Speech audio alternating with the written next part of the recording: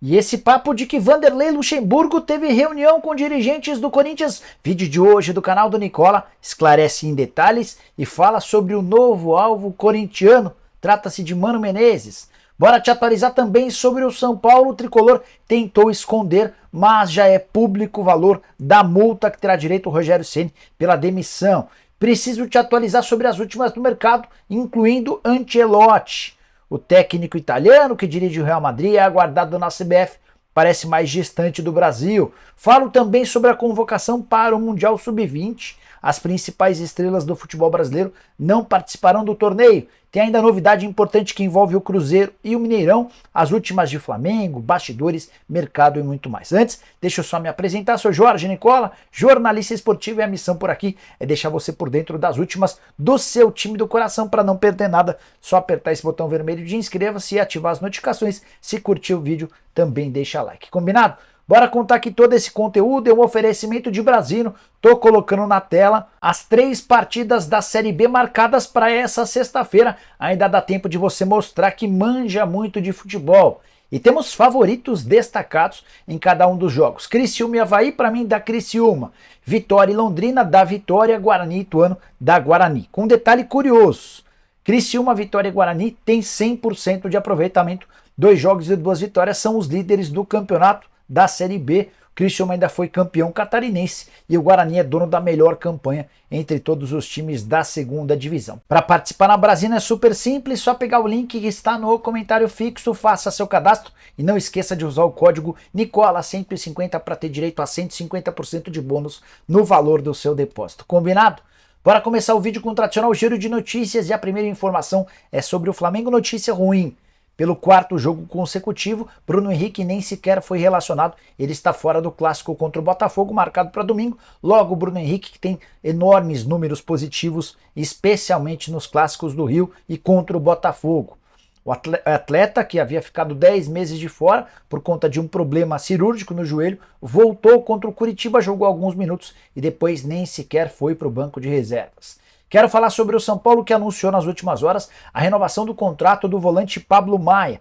O vínculo atual terminaria em dezembro de 24 e foi estendido até dezembro de 2027. O Corinthians também anunciou a renovação de Léo Maná, jogador revelado nas categorias de base, que já teve algumas oportunidades no time principal. Para fechar o giro de notícias, uma informação curiosa / preocupante. Danilo será o técnico do Corinthians diante do Palmeiras nesse sábado, 18h30. Pelo menos é o que todo mundo diz. A curiosidade é que até as 12 horas dessa sexta-feira, Danilo não havia sido notificado nem avisado de absolutamente nada pelas pessoas do departamento de futebol profissional do Corinthians. A primeira informação que eu quero passar é sobre o Cruzeiro, que vai voltar ao Mineirão a partir de maio. Quem fez o comunicado foi o governador de Minas Gerais, o Romeu Zema. Ele usou sua conta no Twitter para dizer o seguinte, abre aspas: o Mineirão continuará sendo o palco do futebol mineiro. Ele foi construído há 58 anos com esse objetivo e os jogos no Gigante da Pampulha estão garantidos. A união do governo de Minas, clubes e concessionária resultou na volta das partidas ao gramado a partir de maio. O primeiro jogo do Cruzeiro no retorno ao Mineirão está marcado para 10 de maio contra o Fluminense, válido pela 5ª rodada da Série A do Campeonato Brasileiro. O acordo entre o Cruzeiro e a Minas Arena vale até o fim da temporada, embora exista a possibilidade de prorrogação do contrato. Só para lembrar, Ronaldo Fenômeno foi quem começou essa briga com a Minas Arena, tudo porque ele não concordava com as condições impostas pela concessionária responsável pelo estádio em Belo Horizonte. Bora falar sobre a seleção brasileira, que vai disputar o Mundial Sub-20 a partir de maio.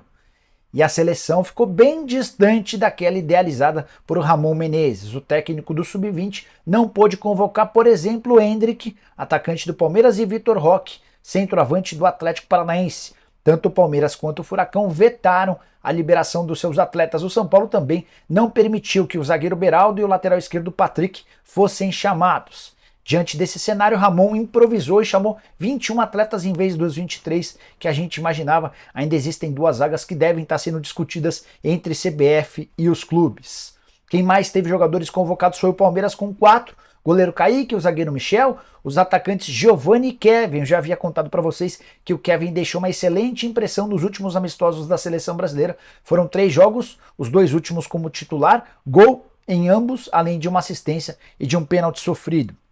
Depois do Palmeiras, quem mais teve jogadores convocados foi o Corinthians, com 3 atletas, o meio-atacante Biro e os atacantes Pedrinho e Giovani. Bora falar agora sobre Carlo Ancelotti. Ele vai ou não ser o técnico da seleção? CBF decidiu parar todas as buscas por outros treinadores para esperar pela resposta do italiano que dirige o Real Madrid e tem contrato na Espanha até junho de 24. E é esse o grande problema. Ancelotti foi alvo de perguntas numa entrevista coletiva nas últimas horas sobre o tema e respondeu o seguinte: a pergunta foi: ficar no Real Madrid para a próxima temporada depende do título da Liga dos Campeões? E a resposta do italiano foi, abre aspas, não é assim, porque o meu futuro já está escrito, até 2024, depois não sei, fecha aspas. A afirmação mais uma do Ancelotti assegurando que fica deve ter caído como uma bomba na CBF. O presidente da CBF e os principais diretores já contavam com a chegada do Ancelotti a partir de junho, tanto que colocaram prazo final para a saída do Ancelotti do Real Madrid em maio. É óbvio que o italiano pode estar despistando, é óbvio que ele pode estar tentando evitar que os torcedores do Real Madrid se irritem com ele nessa reta final de temporada, já sabendo que ele vai para a seleção brasileira.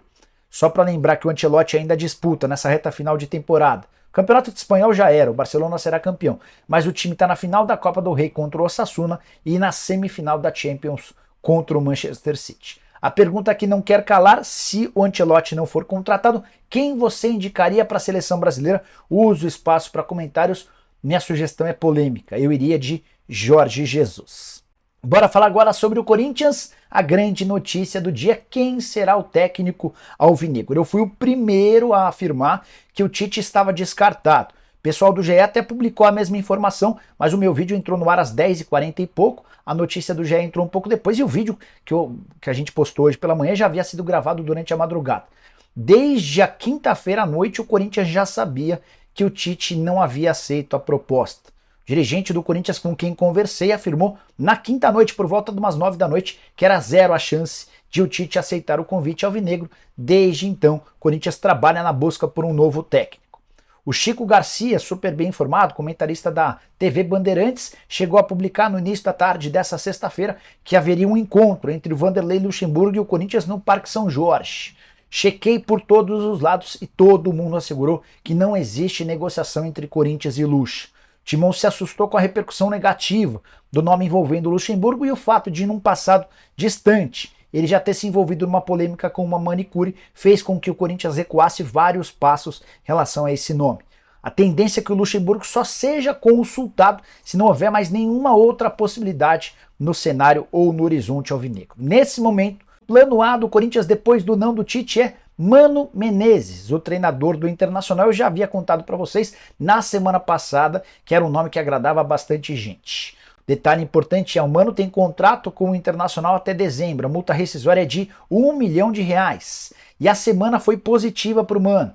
Primeiro, durante o fim de semana, ele venceu o Flamengo em casa, no maior público do Beira-Rio na temporada. Depois, com muita dificuldade, é bem verdade, o Internacional acabou eliminando o CSA nos pênaltis na terceira fase da Copa do Brasil. Esse jogo aconteceu em Maceió nessa quinta-feira. Se, por exemplo, o Inter tivesse perdido do Flamengo e sido eliminado pelo CSA, era natural que o Internacional não fizesse nenhuma questão de continuar com o Mano e o caminho estaria aberto para ele voltar para o Corinthians. Como é que funciona? O Corinthians tenta convencer o Mano a aceitar a proposta e também costurar um acordo para a saída dele do Internacional sem causar grandes rasgos, sem causar grandes incômodos, não só para o Mano, mas também para o Colorado. O Duílio tenta sempre manter essa relação boa com dirigentes dos outros clubes. Se não der certo com o Mano Menezes, não tenho a menor ideia do que o Corinthians fará. Acho que o presidente do Corinthians também não sabe.